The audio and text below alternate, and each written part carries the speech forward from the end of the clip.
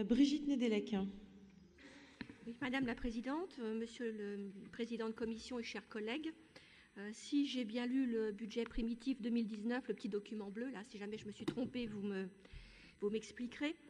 Sous la rubrique « Les dépenses de politique publique », j'ai constaté que pour la Commission 2, les autorisations d'engagement, c'est-à-dire les dépenses de fonctionnement hors frais financiers, sont quasiment stables. Elles passent de 33,34 millions pour le budget primitif 2018 à 33,3 millions pour 2019.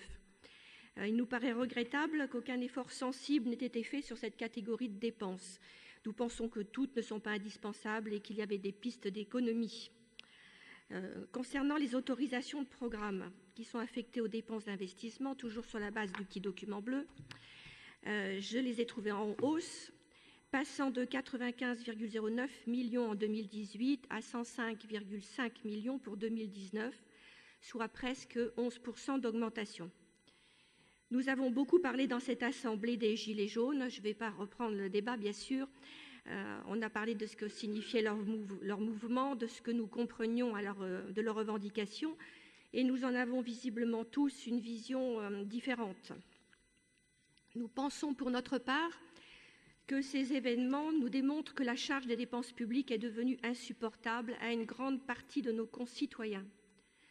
Viendra le jour où il faudra choisir, continuer d'écraser la population sous le poids de la fiscalité et de l'interventionnisme public ou trancher dans le vif des dépenses. Il est évident à la vue de ce budget que ce choix n'est pas aujourd'hui le vôtre. Bon, l'heure n'est sans doute pas assez grave et ce sont effectivement des décisions très difficiles. Madame la Présidente, vous avez affirmé votre volonté de développer l'emploi industriel dans notre région et également d'en renouveler le visage par la recherche et l'innovation. Nous ne pouvons qu'approuver cette volonté que nous retrouvons concrètement dans les enveloppes budgétaires affectées sur les 4 rapports les mieux dotés, le 511, le 516, le 518, le 304. Mais nous n'en approuvons pas forcément les moyens lorsqu'il s'agit de subventions versées à des entreprises privées. Néanmoins, nous prenons bien note que les prêts se multiplient par rapport aux subventions et que vous êtes sur une évolution plutôt favorable sur ce sens-là. Récemment, une vice-présidente de la région Auvergne-Rhône-Alpes déclarait à la presse « Notre mission, c'est de simplifier la vie de nos chefs d'entreprise ». Nous partageons cette analyse. C'est vraiment quelque chose qu'il faut remettre 100 fois sur le métier, parce que la vie de nos chefs d'entreprise est tout sauf simple. Il faut aussi redonner aux entrepreneurs le goût de produire. Le développement de la French Fab est à cet égard une démarche qui nous apparaît positive. Car ces dernières décennies, beaucoup ont pensé pouvoir bâtir une société de services. Mais c'était un leurre, tant en termes d'emploi qu'en termes de part du PIB. Dans le même temps, l'industrie française s'effondrait littéralement. Elle a perdu 36% de ses effectifs, soit 1,6 million d'emplois de 1980 à 2007. Les Pays de la Loire ont conservé une part importante d'emplois industriels et à ce titre, elle est relativement, enfin même bien placée parmi les autres régions françaises. Et ça rend d'autant plus important la préservation de ces emplois industriels. Sans sous-estimer l'importance de l'innovation, celle-ci, dans une économie mondialisée, est souvent l'affaire des métropoles connectées, même si dans un territoire comme le nôtre, certaines zones dites périphériques restent dynamiques en ce domaine. Et nous considérons que le schéma régional de développement économique, d'innovation et d'internationalisation néglige l'accompagnement d'activités industrielles plus classiques qui risqueraient de disparaître sous l'effet d'une mondialisation effrénée, organisant la production dans des pays à bas coûts salariaux. Nous allons encore au-delà, considérant que doivent être réimplantées des activités de production aujourd'hui délocalisées. Vous avez d'ailleurs soutenu quelques opérations en ce sens. Madame la Présidente, vous avez souligné que les chiffres du chômage en Pays de Loire sont inférieurs à ceux des autres régions.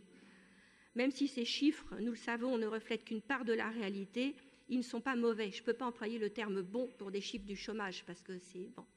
Pour ceux qui sont chômeurs, ça ne peut pas être bon. Les Pays de la Loire seraient également, selon l'INSEE, la 2e région la moins touchée par la pauvreté après la Bretagne. Mais nos territoires ne sont pas égaux, comme l'a d'ailleurs justement souligné M. Clergeau. Dans le sud de la Sarthe, 15% de la population vit au-dessous du seuil de pauvreté, et la Vendée est parmi les départements au 17e rang des plus bas salaires moyens, selon les statistiques de l'INSEE 2015. Priorité doit donc être donnée aux territoires les plus fragiles, on le répète souvent dans cette Assemblée, par le soutien aux PME et aux TPE, et au commerce. En complément, nous souhaitons apporter quelques explications de vote. Dans un contexte budgétaire tendu, nous considérons qu'il faut privilégier les dépenses d'investissement.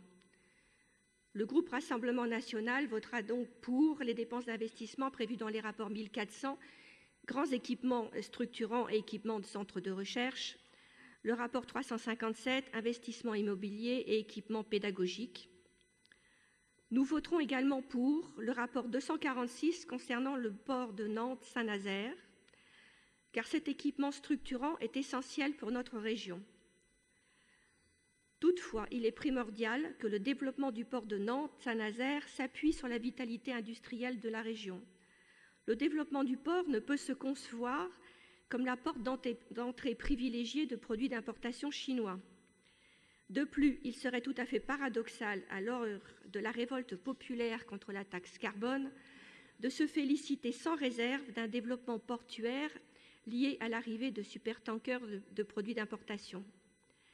Rappelons que les cargos et porte-containers utilisent l'un des carburants les plus sales au monde, un résidu visqueux du pétrole, lourd et difficile à brûler, si j'en crois Le Monde, article du 14 novembre 2018. Je ne risquerai donc pas des comparaisons complexes ou aléatoires entre la pollution engendrée par le fret maritime et nos automobiles.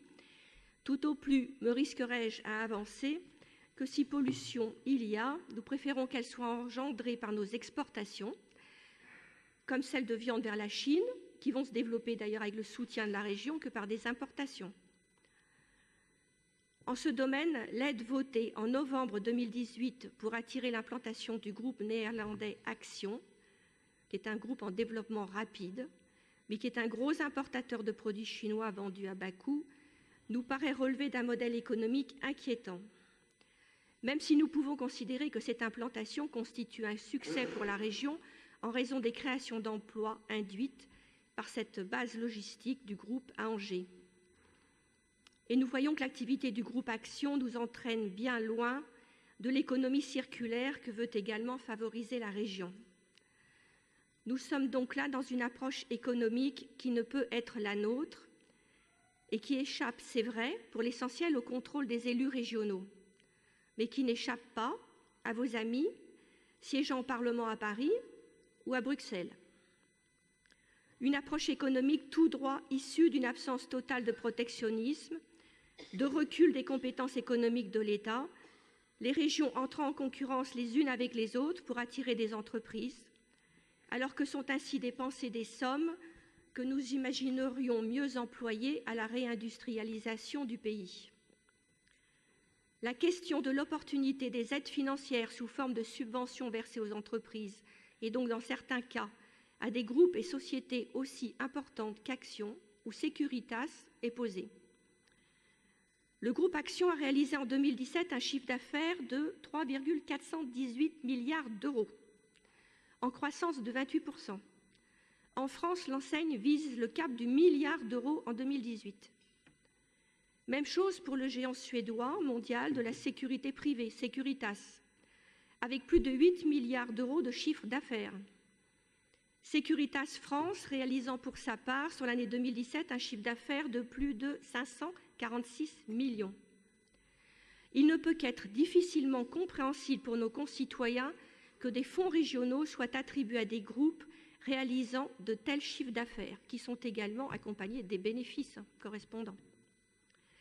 L'année 2019 fera peut-être surgir à nouveau ce type de dépenses. Évidemment, l'affaire récente du projet de fermeture de l'usine Ford de Blanquefort en Gironde est dans nos esprits. Rappelons que Ford avait bénéficié de l'appui financier de l'État et des collectivités locales à hauteur de 25 millions d'euros.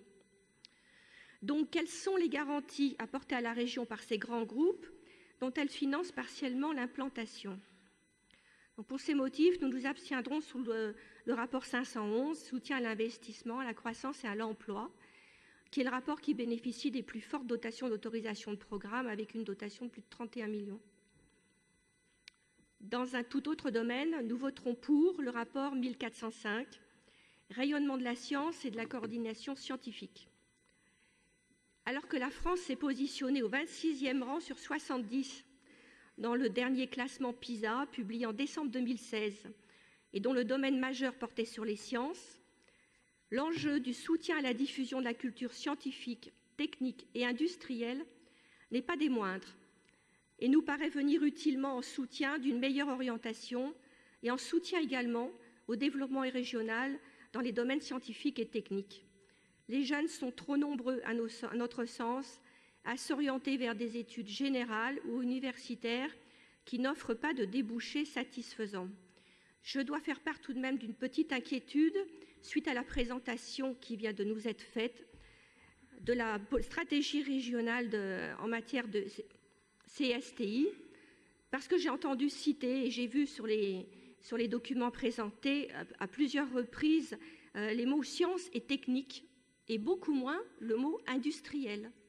Donc, je le regrette et j'espère que ce n'est qu'un oubli, disons, anecdotique et que la stratégie vise bien également la culture industrielle puisque nous parlons de préservation et de développement de nos emplois industriels. Je dirais quelques mots également sur le rapport 38, aide à la mobilité sortante. Les études européennes montrent que le très populaire programme Erasmus, devenu Erasmus+, n'a bénéficié en 30 ans qu'à 4% des étudiants européens, uniquement des étudiants du supérieur, fréquemment habitués par leurs parents à voyager et donc issus aussi de milieux privilégiés urbains dans la plupart des cas. Le programme Envoléo que vous financez ne présente donc de l'intérêt que s'il se démarque nettement d'Erasmus et touche d'autres catégories de jeunes. Il est utile s'il permet un rééquilibrage sociologique entre les jeunes des métropoles et ceux des zones périphériques ou de la ruralité, entre les jeunes issus de l'enseignement supérieur, type grandes écoles, et ceux des filières technologiques et de l'apprentissage. Est-ce bien le cas? Enfin, la mobilité, basée parfois sur une idéologie sans frontiériste, qui est aussi celle du déracinement, ne nous paraît pas être une fin en soi. Voyager, étudier un temps à l'étranger ou y travailler un petit moment, c'est très bien. Mais à l'heure où la France gagne, entre guillemets, chaque année, des centaines de milliers d'immigrés peu qualifiés, il nous paraîtrait, je mets un conditionnel, dramatique que la région facilite la fuite des cerveaux et laisse partir des jeunes à haute valeur ajoutée. Nous nous abstiendrons également sur le rapport 304, programmes de recherche régionaux et interrégionaux. Nous avons déjà soulevé dans cette Assemblée les problèmes éthiques que posent les travaux de recherche financés par la région lorsqu'ils sont associés à des recherches sur l'embryon humain. Nous voudrions également inclure dans cette réserve les travaux financés au sein d'entreprises ou de groupes pratiquant l'expérimentation animale ou l'élevage à destination des laboratoires. La région pourrait s'attacher à financer la recherche de méthodes alternatives ou substitutives à l'expérimentation animale. Celles-ci reçoivent peu de fonds publics ou européens et à inciter des structures comme l'INSERM de Nantes ou Biogène Ouest à abandonner et limiter au maximum la recherche sur les animaux. Cette démarche éthique pourrait s'inscrire également dans le cadre du rapport 1402, accueil de chercheurs, valorisation, ouverture européenne et internationale.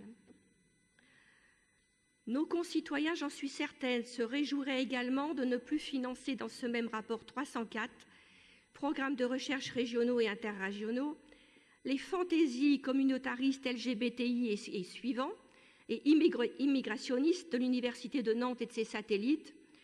Je pense bien sûr à la MSH, Maison des sciences humaines, que nous retrouverons très certainement au cours de l'année 2019. Enfin, une dernière remarque sur le rapport 519. Si nous sommes favorables au soutien à l'internationalisation des entreprises, nous nous opposons, comme à chaque exercice budgétaire, au financement de projets d'aide au développement international. Je vais résumer très simplement et très durement, trop tard. Nos concitoyens n'en peuvent plus. Notre gouvernement et l'Union européenne se chargent déjà de distribuer abondamment l'argent du contribuable hors d'Europe par des aides à l'AFD, plus de 10 milliards d'euros en 2017, par des prêts aux États, tout récemment, on a entendu parler de combien 45 millions, je crois, au Tchad, 40 millions d'euros au Tchad pour payer les salaires et les retraites des fonctionnaires. Nous doutons fortement que tous ces prêts accordés nous soient un jour remboursés. Que la région s'abstienne donc de ce type de dépenses. La région n'est pas une ONG.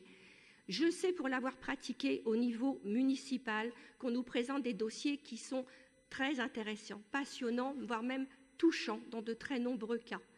Il y a parfois des décisions dures à prendre. Je crois que nous sommes dans une période où ces décisions, il faut les prendre. Voilà. Je vous remercie de votre attention.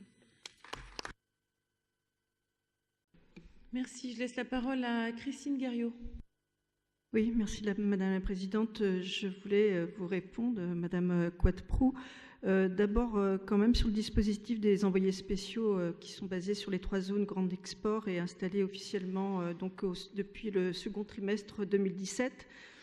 Et pour vous dire que depuis 1 an, quand même, il y a des résultats extrêmement concrets. Il y a eu 7 missions économiques régionales en lien avec Business France et le réseau des CCI qui ont été organisés, ainsi que 12 salons internationaux avec un collectif Pays de la Loire. Et on peut noter une forte mobilisation aussi, et je les salue, des élus régionaux sur chacun des secteurs.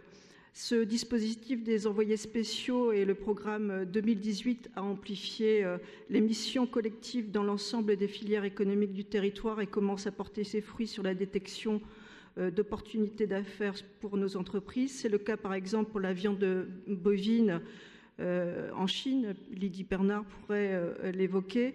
Des opportunités d'affaires effectivement également avec la zone Chicago-Indianapolis concernant la filière automobile. De nombreux contrats ont été signés en Afrique et un projet, vous en avez parlé, de dépollution des baies lagunaires à Abidjan porté par un groupement de 5 entreprises ligériennes est en cours. Ce projet aurait été difficilement envisageable sans l'accompagnement de la région et aussi grâce à l'implication de l'équipe France là-bas et notamment de l'ambassadeur de France en Côte d'Ivoire qui a apporté son soutien à l'occasion de rendez-vous stratégiques à la fois pour obtenir la subvention FASEP qui a été octroyée par la DG Trésor mais aussi pour que ce projet s'inscrive véritablement dans la stratégie de l'État. Je voulais juste vous corriger et vous dire qu'il ne s'agit pas d'une coopération de la région avec la Côte d'Ivoire particulièrement, c'est bien l'émanation d'un travail et de notre stratégie internationale avec l'envoyé spécial sur place. Concernant le proche export, une seconde mission en Algérie, au Maroc, en novembre dernier, a été menée par vous-même, Madame la Présidente, et ma collègue Claire Rug, concernant plusieurs filières, notamment la pêche et l'aquaculture. De nombreuses opportunités d'affaires pour les entreprises ligériennes ont été réalisées ou détectées. Une mission technique aura lieu fin février prochain afin d'accompagner le Corepem au salon à Lyotis et à Agadir, ainsi que le grand port maritime de Nantes-Saint-Nazaire qui a des projets bien concrets, Madame Quatrepoux, en partenariat avec le port de Tanger, mais aussi avec Agadir. Après un bilan, un plan d'action pour 2019 sera réalisé en fonction des pistes de réflexion qui ont été soulevées à l'occasion de cette mission régionale que vous avez menée, Madame la Présidente. Vous voyez, les perspectives sont nombreuses et encourageantes. La méthode du chassé en meute à l'international qui répond à une dynamique beaucoup plus collective et donc plus performante fait ses preuves et sera amplifiée en 2019. La signature de la réforme nationale Team France Export déclinée en région est signée par vous, Madame la Présidente, le 19 septembre dernier avec Business France et la CCI Pays de la Loire, va dans le bon sens et devrait rendre plus performante encore l'organisation du repérage, de l'accompagnement et du ciblage des aides à l'export régional en direction des entreprises ligériennes. Nous sommes passés, Madame Quatrepoux, d'une politique de coopération de diplomatie régionale qui se faisait sous l'autre majorité à une politique assumée de diplomatie économique dans laquelle ne sont pas oubliées les questions de développement sur la zone Afrique, ne vous en déplaise, Madame Nedelec. En effet, nous y menons une politique adaptée par l'accompagnement des acteurs économiques, mais aussi académiques et associatifs, par une approche sociale de l'export sur cette zone vis-à-vis des impératifs du développement local, par une politique de soutien aux projets de développement menés par les ONG de notre région en lien avec les partenaires locaux, par notre soutien à la création et aujourd'hui au fonctionnement du réseau Pays de la Loire Coopération Internationale qui démarre, Madame Quatreproux. Alors, ce réseau, les membres de ce réseau sont aujourd'hui en réunion à Angers. Je vous rappelle qu'il y a 4 collèges, un collège associatif, un collège de collectivité, un collège académique et l'innovation, c'est le collège économique. D'ailleurs, le président qui a été élu est issu de ce collège économique. La directrice du réseau vient d'être recrutée et prendra ses fonctions bientôt. Et ce réseau va organiser des événements qui vont permettre le rayonnement des actions internationales, de l'action internationale de tous les acteurs de notre région et ainsi cartographier qui fait quoi dans notre région au niveau international, parce que jusqu'à présent, nous n'avions pas cette base de données. En plus, le fait de la création de ce réseau, à l'instar de ce qui se passe dans les autres régions, sera financé et a obtenu déjà un financement du ministère de l'Europe et des Affaires étrangères et également de l'Agence française de développement. Le réseau ALCID, je le rappelle, était entièrement financé et uniquement financé avant par la région des Pays de la Loire. Donc si nous le soutenons toujours, mais il y a quand même des effets leviers pas négligeables en termes financiers, mais aussi en termes de rayonnement à la fois sur notre région et sur le plan national. Pour conclure, je voudrais saluer les services de la Direction des Affaires internationales qui, en lien avec nos envoyés spéciaux, la CCI internationale et Business France, préparent sur mesure, croyez-moi, ces missions collectives. Ils sont attentifs à répondre au plus près des attentes de nos acteurs, qu'ils soient économiques, académiques ou encore associatifs. Le travail effectué en amont est vraiment important et participe grandement à la réussite de ces déplacements. Voilà, je vous remercie.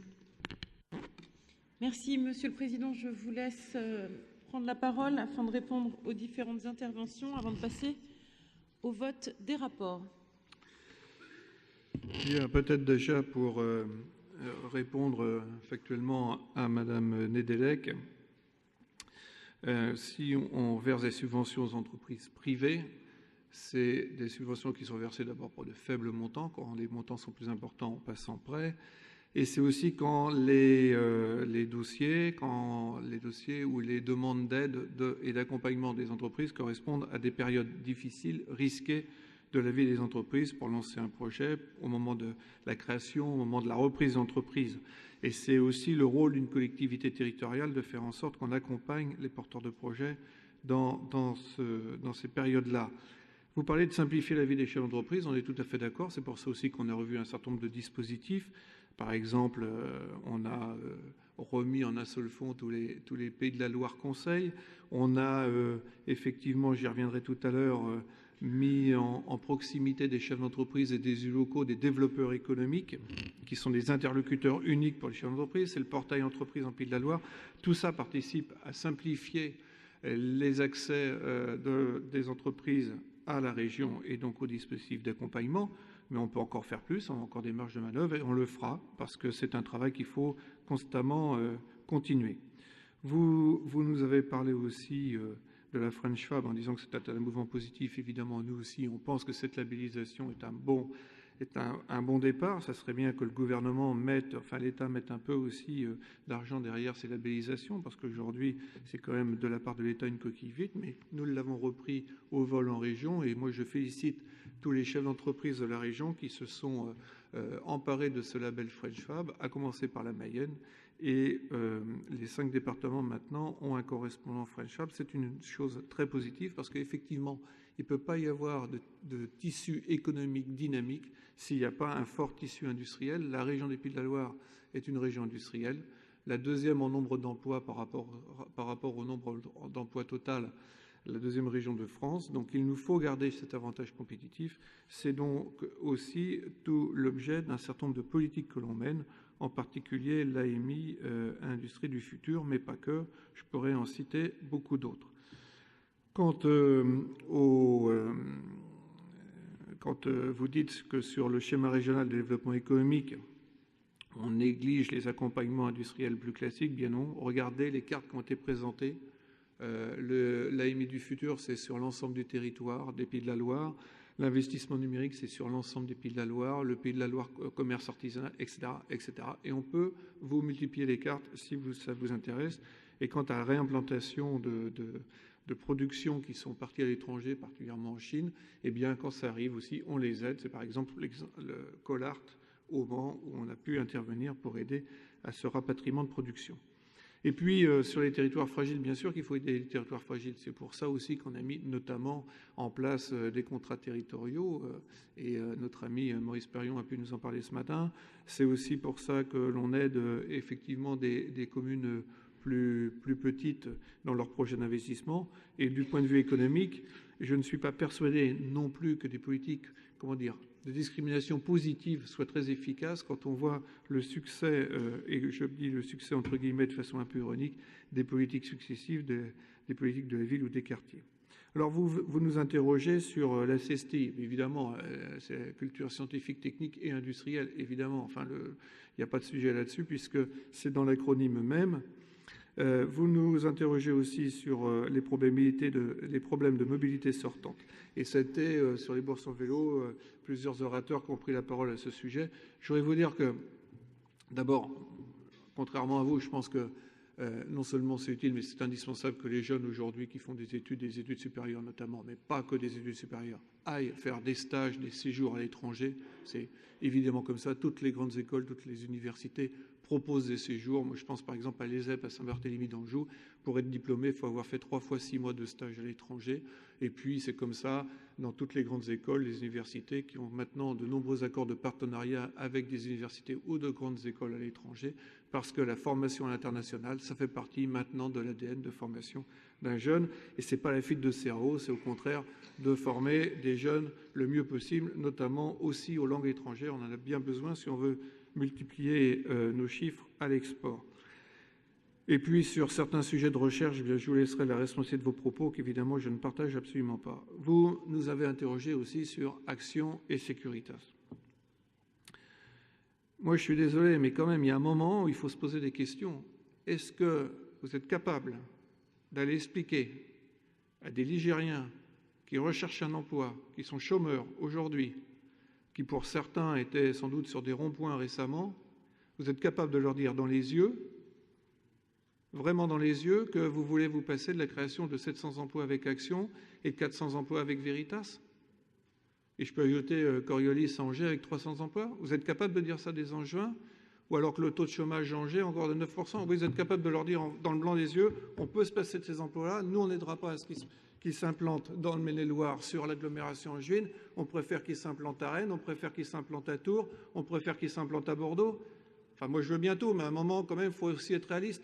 Quand on fait du développement économique, c'est pas simplement pour faire du développement économique, derrière c'est pour que ça crée de l'emploi et de l'emploi au service des Ligériens. Il y a un moment quand même, il faut prendre ses responsabilités. Moi je suis incapable d'aller expliquer ça à un Ligérien.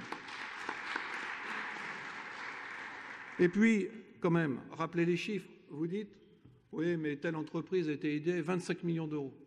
Je vous rappelle quand même que les choses sont très transparentes. Securitas, 200 000 euros. 2 millièmes du budget de la Commission. 2 millièmes du budget de la Commission. Action, 500 000 euros. 5 millièmes du budget de la Commission. Et moi, je veux bien croire qu'on vit dans un monde des bisounours et qu'il n'y a pas de compétition entre les territoires. Mais dans la vraie vie, ce n'est pas comme ça. Quand vous êtes avec un développeur économique sur le terrain et puis qu'Action vous dit, voilà, moi j'ai des propositions d'autres territoires, parce que les autres territoires, ils ne nous attendent pas, qu'ils soient de droite ou de gauche, que ce soit Xavier Bertrand ou M. Rousset, ou que ce soit d'autres présidents de région, ils ne nous attendent pas. Eux aussi, ils ont envie d'avoir ces emplois-là. Donc, il y a une compétition des territoires. Et quand vous êtes face aux chefs d'entreprise, eh bien, il y a un engagement de la région. Et je veux dire, 500 000 euros. C'est vrai que pour une boîte comme Action, c'est symbolique. mais ça montre aussi le soutien et l'attachement des élus d'une région aux acteurs économiques. Et si vous ne montrez pas cet attachement-là, ils s'en vont, ils vont s'implanter ailleurs et on n'a plus que nos yeux pour pleurer. Donc moi je trouve qu'il y a un moment, il faut avoir un principe de réalité dans la vie.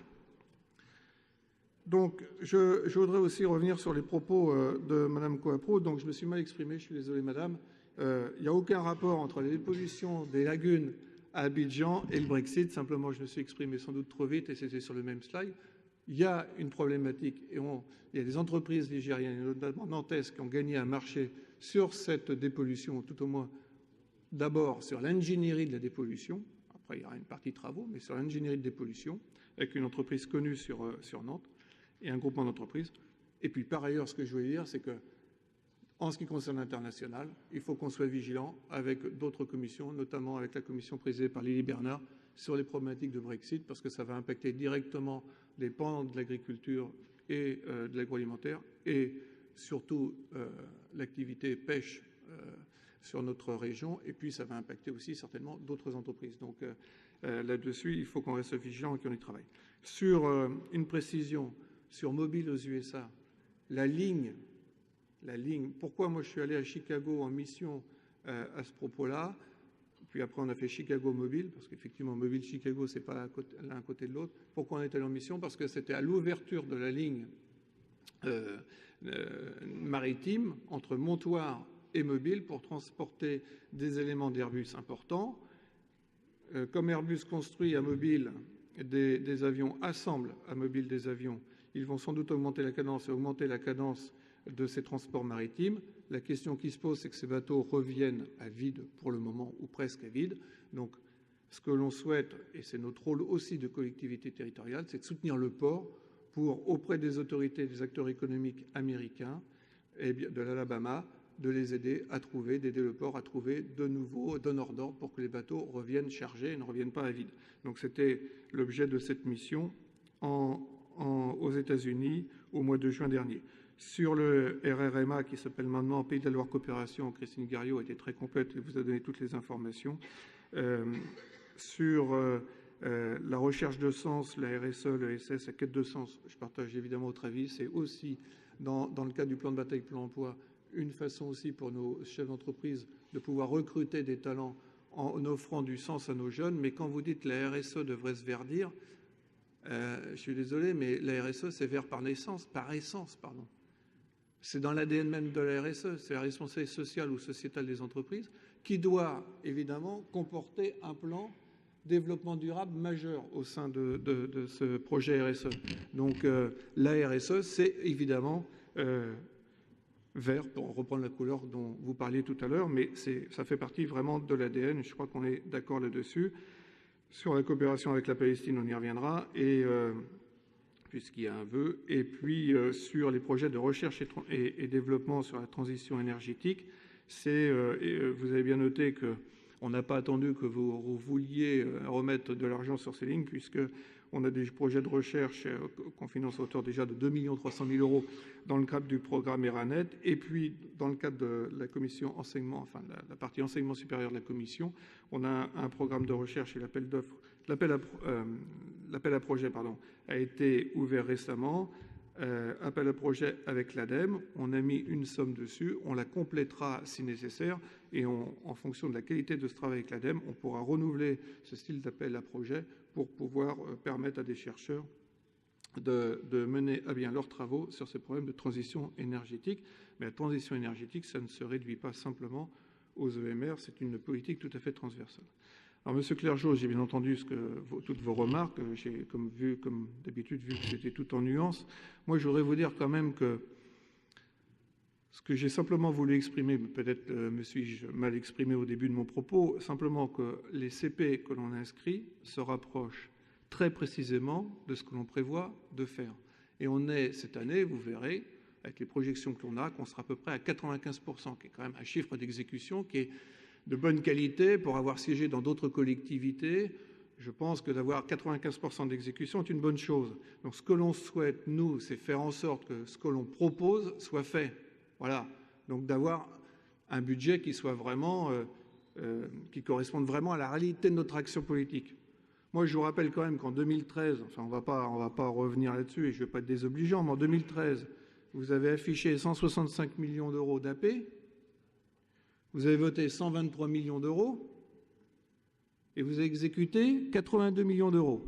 C'est-à-dire qu'en fait, vous avez exécuté 50% de ce que vous aviez inscrit. Si ce n'est pas de l'affichage politique, je ne sais pas ce que c'est. Donc, effectivement, on a fait le choix d'accompagner les entreprises et pas forcément de passer par des projets collaboratifs. J'étais président du comité d'expansion de Maine-et-Loire lorsque vous étiez en charge des politiques économiques ici. Je dois avouer que c'était particulièrement complexe et compliqué pour les entreprises d'obtenir des aides parce qu'il fallait à chaque fois monter un projet à 2 ou à 3. Alors moi, je suis tout à fait favorable aux projets de recherche et de développement quand c'est des projets collaboratifs de recherche et de développement, évidemment, parce qu'il faut mettre autour de la table plusieurs entreprises, PME, grands groupes, ETI, académiques, etc. Mais sur des projets de développement économique, faire du projet collaboratif, ça faisait en sorte que personne n'en profitait et c'était très compliqué à monter. Donc on a simplifié les choses pour que ça soit plus accessible. Il y a plus d'entreprises qui en profitent pour de plus grands montants. Donc c'est quand même une bonne chose, mais ça ne me satisfait pas complètement. Parce que le but, c'est effectivement d'aller, comme vous le dites, sur des sujets prioritaires. L'investissement numérique, l'AMI du futur, l'industrie 4.0, qui connaît un vrai succès. On a déjà mis plus de 50 millions d'euros auprès des entreprises. C'est le Pays de la Loire commerce artisanat, parce que c'est important de soutenir les commerçants et les artisans, particulièrement en ce moment. Mais une fois qu'on a dit qu'on avait soutenu plus d'entreprises et qu'on avait mis plus de volume financier sur les entreprises, qu'est-ce qui compte au bout du compte? C'est de voir s'il y a un effet. C'est pour ça qu'on a mis en place déjà des évaluations et qu'on va affiner ces évaluations pour voir si vraiment il y a un effet et s'il n'y a pas d'effet d'aubaine. Tiens, à propos d'effet d'aubaine, par exemple, on l'avait remarqué, nous, l'effet d'aubaine, par exemple, de primes export, M. Clergeau. Vous financiez à 100% les primes export. Les chefs d'entreprise nous ont même dit que c'était pour un effet d'aubaine. Leurs conseillers nous l'ont dit. On est passé à 50%. Qu'est-ce que ça a fait? Finalement, à 5% près, on a le même nombre d'entreprises qui sont à l'export. On a pu les financer un peu plus en moyenne par entreprise, ce qui fait qu'en fait, on a économisé 33% de la somme. Donc on a économisé l'argent public, on a le même effet d'entraînement. Et on les accompagne avant et après. Et on commence à avoir des résultats. C'est ça ce qui compte. C'est pas de mettre de l'argent et de l'argent, c'est pas de faire des subventions à 100%. Ce qu'on veut, c'est évaluer et que ça ait des résultats. Donc on va pouvoir, grâce à la Banque de France, avoir accès aux fichiers FIBEN et donc pouvoir évaluer des politiques. Alors c'est compliqué, c'est long, c'est lourd. Et moi, je remercie les services qui se penchent sur ces questions-là, parce que pour arriver à avoir des chiffres très corrects, qu'on puisse comparer d'année en année des chiffres fiables, il faut effectivement que les services travaillent beaucoup derrière. Alors quand j'entends que vous me dites que sur les dépenses de communication en 2019, ça explose, je vous rappelle quand même que les dépenses de communication, mesdames et messieurs, pour 2018, dans ma commission, c'était 65 000 euros. 65 000 euros. C'est ce que M. Clergeau appelle une explosion. Je crois qu'en cette matière de communication, vous en avez été un spécialiste, M. Clergeau. Donc 65 000 euros, ce n'est pas ce que j'appelle une explosion. Ça correspond, alors pour que les choses soient très transparentes et très claires, les 65 000 euros, ça correspond par exemple à des frais que l'on a lorsqu'on organise des réunions avec des chefs d'entreprise de façon départementalisée. Sur les RFI, il y a 11 RFI actifs. Il y en a 8 que vous avez lancés en octobre 2015, 2 mois avant que vous perdiez ces élections régionales. Même pas 2 mois avant. On pourrait déjà parler de ce sujet. Mais bon, n'en parlons pas. Vous avez lancé 8 RFI en 2015, juste avant les élections. Et donc, ces RFI qui ont mis du temps à démarrer, ces RFI qui ont mis du temps à démarrer... Non, vous n'interpellez pas, vous laissez le président terminer, monsieur Clergeau. Ces RFI qui ont mis du temps à démarrer n'ont pas besoin d'être réabondés aujourd'hui, puisqu'ils vivent leur vie, que les fonds sont suffisamment importants pour qu'ils puissent continuer à vivre sans qu'on soit obligé aujourd'hui, en 2019, pour le budget 2019, de les rabonder. Nous les rabonderons pour ceux qui sont performants lorsqu'il sera temps. Pour ceux qui sont moins performants, on les réorientera. Et pour ceux qui ne sont pas performants du tout, sans doute qu'on les arrêtera. Sur Vendée Expansion, les choses sont très simples. C'est simplement la loi NOTRe qui le dit. C'est-à-dire que quand vous avez des SEM qui sont purement immobilières, comme c'était le cas par exemple dans le département du Maine-et-Loire, quand vous avez des SEM purement immobilières, vous devez revendre 2/3, les départements doivent revendre 2/3 du capital. C'est une obligation légale. Vendée Expansion n'est pas une SEM purement immobilière parce qu'elle porte d'autres compétences, notamment une compétence touristique, mais dans la même SEM. Donc Vendée Expansion n'est pas obligé, les responsables de Vendée Expansion ne sont pas obligés de vendre une part de leur capital, ils ne souhaitent pas le faire, très bien, ils mènent leur vie, on a les meilleures relations avec le département de la Vendée, Vendée Expansion, comme avec tous les autres départements. Sur le fonds de fonds, nous venons d'avoir l'accord de l'État sur le montage juridique.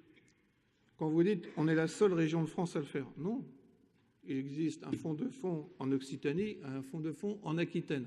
Sauf qu'en Aquitaine, il a été fait un choix de faire un fonds de fonds qui ne nous satisfait pas juridiquement, et on a fait un choix différent. On a préféré travailler avec l'État, avec Bercy, pour s'assurer du montage juridique. On a le courrier entre les mains de l'État. Maintenant, on va continuer à travailler avec nos partenaires financiers, notamment NAPF et la Fédération des banques locales, pour avancer sur ce fonds. Et dans le courant de l'année, ce fonds sera créé. Pourquoi on a perdu un petit peu de temps? C'est vrai qu'on a perdu un petit peu de temps au départ. Parce qu'en fait, on voulait faire ce fonds de fonds avec la BEI, mais que les contraintes normatives, juridiques, etc., avec la BEI, nous ont fait perdre un peu de temps, et on s'est aperçu que si on continuait comme ça, effectivement, on traînerait ce dossier-là trop longtemps. Donc on a pris une autre solution, on a envisagé une autre solution, c'est de passer par Pays de la Loire Participation, et je m'engage à continuer mes leçons particulières avec Sophie Bringui, et si Pascal Debord veut s'y joindre, elle sera la bienvenue, et on continuera à expliciter comment fonctionne un fonds de fonds, mais l'idée, effectivement, c'est que ce soit beaucoup plus lisible. Vous aviez 11 fonds. Nous, on veut les réunir dans un seul pour que ce soit plus lisible pour les chefs d'entreprise et surtout qu'on puisse faire abonder ce fonds par d'autres partenaires financiers pour qu'ensuite on ait un effet de levier plus important sur la capitalisation des entreprises nigériennes. C'est quand même ça ce qui compte au bout du compte. Quelques mots ensuite sur les technocampus. Vous nous dites le technocampus énergie des océans n'avance pas, mais nous, on est prêts à démarrer. Simplement, on attend la décision de GE qui attend une position de l'État sur les champs d'éoliennes donc, en mer. Donc, si vous voulez, on est bloqué là, on a des relations avec GE. Quand ils prendront leur décision, on avancera. Mais l'étude de programmation est faite, on est dans les starting blocks. Moi, je veux bien que vous nous fassiez des leçons sur Rien n'est fait, mais enfin, le technocampus filière électronique, on a l'accord de l'État, on a un courrier de l'État hier ou aujourd'hui qui nous permet d'aller plus vite et plus loin sur ces projets de technocampus filière électronique. Sur le technocampus acoustique, on rentre dans la phase vraiment très concrète de projets immobiliers. Sur le technocampus Robocobo, nous, quand on est arrivé, on a trouvé Proxinov, qui était certainement une idée très intéressante, ce que vous appeliez à l'époque une PRI, mais qui était bancale, mal ficelée économiquement. Et donc, on l'a repris et on est en train d'en faire un vrai technocampus au service de l'ensemble des acteurs de la région. Et sur le technocampus acoustique, vous nous faites la leçon, monsieur Clergeau, mais vous aviez fait une conférence de presse en 2013 et quand on est arrivé, personne ne portait le dossier Technocampus acoustique, personne ne portait le dossier et il n'y avait même pas de fond de dossier. Donc moi je veux bien recevoir des leçons, mais il y a un moment, il faut que chacun prenne ses responsabilités. Et puis d'autre part, sur les technocampus concernant l'animation du technocampus et des sites technocampus, Laurent Caillot l'a rappelé, la dissolution du GIP a été prise à l'unanimité des académiques, des membres de notre métropole. Et effectivement, chaque technocampus sera animé par des spécialistes. Ça convient d'ailleurs parfaitement aux responsables des technocampus ou des futurs technocampus. Je ne pense pas que le GIP eût été capable d'animer technologiquement chaque technocampus, que ce soit le technocampus robotique, cobotique, acoustique ou filière électronique. Pour répondre à Madame Debord, je transmettrai évidemment les félicitations que vous adressez à Stéphanie Well. On le fera avec grand plaisir avec Samia Sultani parce qu'elle a beaucoup travaillé sur cette stratégie de la culture scientifique, technique et industrielle. Et vous l'aurez noté, Madame, mais peut-être l'avez-vous vu trop rapidement, que dans cette stratégie, il y a effectivement la lutte contre les stéréotypes et la prise en compte de l'orientation des filles vers ces métiers industriels, technologiques et d'ingénieurs. Sur le Pays de la Loire commerce artisanat, évidemment, les garages en vélo en fait partie. Il y a une liste, mais ce n'est pas une liste exhaustive. Il n'y a aucun souci. Mais vous pourrez faire réparer votre vélo si vous en avez un dans un commerce ou chez un artisan qui bénéficiera d'un Pays de la Loire commerce artisanat. Concernant l'ACMAR sur la mission des métiers d'art, les actions seront déclinées lors des prochaines CP, mais c'est assez naturel. Vous savez bien que lors du vote du BP, on est sur les grandes lignes, sauf quand il y a une stratégie particulière, on la développe ici, mais autrement, les actions sont vues en commission sectorielle avant d'être vues en commission permanente. Et puis, effectivement, Pays de la Loire Participation pourra gérer le fonds. Le CIPAREX n'a qu'un mandat de conseil, c'est le Pays de la Loire Participation qui sera gestionnaire, mais on pourra y revenir. Enfin, Monsieur Douget, si vous parlez de croissance, mais si la croissance du PIB en France était linéaire et infinie, très franchement, ça se saurait. Je trouve plutôt que la croissance depuis un certain nombre d'années est complètement atone dans notre pays. On fait partie des mauvais élèves de la classe européenne depuis plusieurs années. C'est atone. Et quand il n'y a pas de croissance, c'est difficile de faire du développement économique et c'est difficile de créer de l'emploi. Bon. Et moi, je considère, mais c'est une différence entre nous, hein, il faut l'acter, et il n'y a pas d'animosité dans mes propos, mais la décroissance, moi, je considère que c'est un luxe. C'est un luxe tant que tout le monde n'a pas d'emploi. Voilà. Moi, je pense qu'il faut de la croissance pour créer de l'emploi. Et ce n'est pas simplement une croyance, c'est une conviction forte parce qu'elle se révèle à l'épreuve des faits. Sur l'économie circulaire, vous nous parlez beaucoup d'économie circulaire. Mais on a lancé un appel à projet, enfin, je me retourne vers Jean-Michel Buff, avec 23 projets qui ont été retenus, enfin, de mémoire, quelque chose comme ça. Et donc, l'économie circulaire, on en fait, mais je crois qu'il faut arrêter d'opposer économie circulaire, économie classique, ESS, économie classique, économie circulaire. Tous les types d'économies sont intéressantes.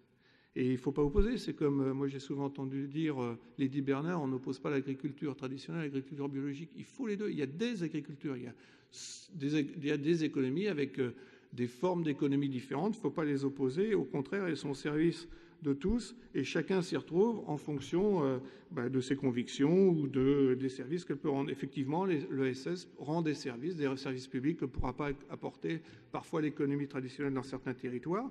Et si vous voulez que je réponde précisément, c'est vrai qu'on a ouvert nos dispositifs d'accompagnement classiques. Avant, c'était plus compliqué. En ouvrant les dispositifs classiques que l'on a aux entreprises de l'ESS, ça leur permet effectivement de bénéficier du soutien de la région beaucoup plus fortement qu'avant. Mais c'est vrai aussi qu'il y a un angle économique. Ce qu'on veut aussi, c'est que les entreprises de l'ESS soient pérennes. Si vous voulez faire du social et de la solidarité, il faut commencer par gagner de l'argent. Vous ne pouvez pas être socialement généreux si vous n'êtes pas économiquement fort et pérennement fort. Donc il faut bien qu'on ait un modèle économique stabilisé. Alors, ceci dit, on est capable de déroger, on l'a fait, on le refera. Mais je l'ai dit dans la présentation des rapports, on manque de dossiers ESS. Et donc, on va travailler avec, je l'ai dit, avec la CRES, on va travailler avec l'État, puisque notre stratégie régionale de l'économie sociale et solidaire, elle a été écrite à 3 mains, donc on va travailler avec nos partenaires, mais on va travailler aussi avec la Caisse des dépôts et consignations, parce que vous savez qu'actuellement, la Caisse des dépôts et consignations et la BPI sont en train de se répartir leurs compétences, et c'est la Caisse des dépôts qui va garder tout ce qui est stratégie et financement de l'ESS, et on va travailler avec la Caisse des dépôts pour, sans doute, on en reparlera, on arbitrera, mais sans doute lancer une AMI pour faire émerger des projets autour de l'ESS en région des Pays de la Loire, parce que je crois que là, effectivement, il y a quelque chose d'intéressant. Puis enfin, pour la boutade, mais vraiment pour la boutade, Monsieur Douget, je vous écoutais parler d'investissement numérique en disant qu'il faut faire attention au choix des composants, des machins, etc. Je me disais, je ne sais pas où vous achetez votre ordinateur. Hein, dans ces conditions-là, si vous mettez autant d'items, autant de contraintes pour vous acheter un ordinateur ou votre smartphone, je ne sais pas où vous l'avez acheté, je ne sais pas comment il fonctionne, mais c'était juste pour la boutade. Voilà ce que je pouvais répondre, Madame la Présidente, à l'ensemble des intervenants.